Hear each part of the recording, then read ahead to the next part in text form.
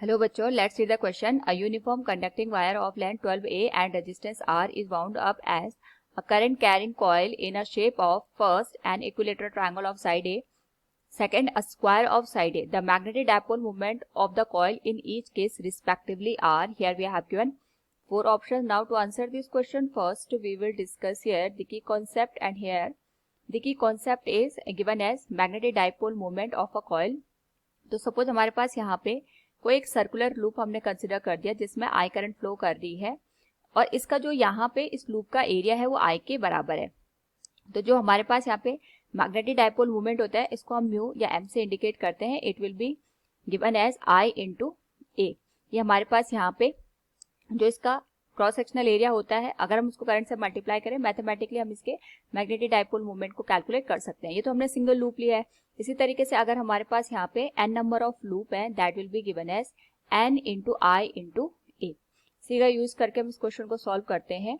तो क्वेश्चन में हमारे पास यहाँ पे दे रखा है a uniform conducting wire of length 12A and resistance R is wound up as a current carrying coil in the shape of an equilateral triangle of side A.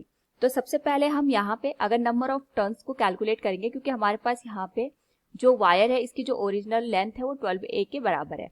तो first case में हम इसको यहाँ पे इक्विलेटरल ट्रायंगल के case में convert कर रहे हैं. तो सबसे पहले हम ये देखेंगे कि 12A से जब हमने इसको यहाँ पे इक्विलेटरल ट्रायंगल में कन्वर्ट किया, उस पर्टिकुलर केस में हमारे पास नंबर ऑफ टर्न्स कितने बनेंगे. हमारे पास यहाँ पे जो साइड है इक्विलेटरल ट्रायंगल की that is given as A, और इसका जो यहाँ पे पेरीमीटर होगा अगर हम इसकी बात करें that will be given as A plus A 3A के बराबर. और टोटल लेंथ हमारे पास यहाँ पे 12A है, और यहाँ पे अगर हमें एक ही लूप बनाना है तो 3A लेंथ का हमने यहाँ पे यूज किया.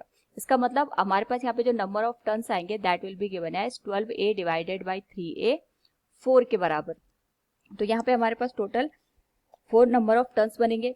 और हमें पता है कि इक्विलेटरल ट्रायंगल है तो इसका जो एरिया बनेगा A that will be given as 3/4 square root 3/4 into A square.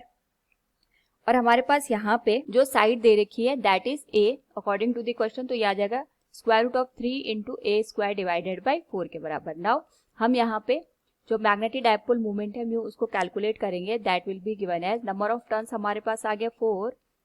Current हम यहाँ पे कैपिटल आई के बराबर कंसिडर करेंगे, एंड जो हमारे पास एरिया है that will be given as square root of 3 divided by 4 into A square. 4 से 4 कैंसिल हो जाएगा and this will be given as square root of 3 into I into A square. Now यहाँ पे हमने फर्स्ट पार्ट तो calculate कर दिया. इसी तरीके से हम यहाँ पे जो सेकंड केस है जिसमें हमने इसको स्क्वायर के टर्म में कन्वर्ट कर दिया, उसमें साइड हमारे पास ए के बराबर आ रही है.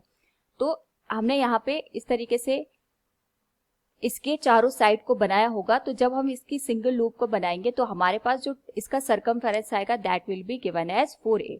तो जब हम इसमें सिंगल लूप की बात करेंगे, सिंगल लूप का जो पेरीमीटर आएगा या सरकमफेरेंस आएगा अगर हम इसकी बात करें that will be given as 4A. और टोटल हमारे पास यहाँ पे लेंथ है वो 12A के बराबर है. तो we can say number of जो टर्न्स बनेंगे that will be given as 12A divided by 4A. A से कैंसिल हो जाएगा, this will be given as 3. Now हमारे पास जो ये नंबर ऑफ टर्न्स बने मिले हैं इसके करस्पॉन्डिंग हम यहाँ पे म्यू की वैल्यू कैलकुलेट कर सकते हैं. That is n into I into A. Area हमारे पास यहाँ पे स्क्वायर का दैट विल बी साइड का स्क्वायर. साइड हमारे पास ए है तो इसका स्क्वायर आ जाएगा. That will be given as 3 into I into A square. This will be magnetic dipole moment in second case. तो अगर हम दोनों केसेस को देखें तो हमारे पास जो करेक्ट ऑप्शन बनेगा that will be square root of 3 into I into A square and 3 into I into A square. Option is the right one. Hope all you understood it. Thank you and best of luck.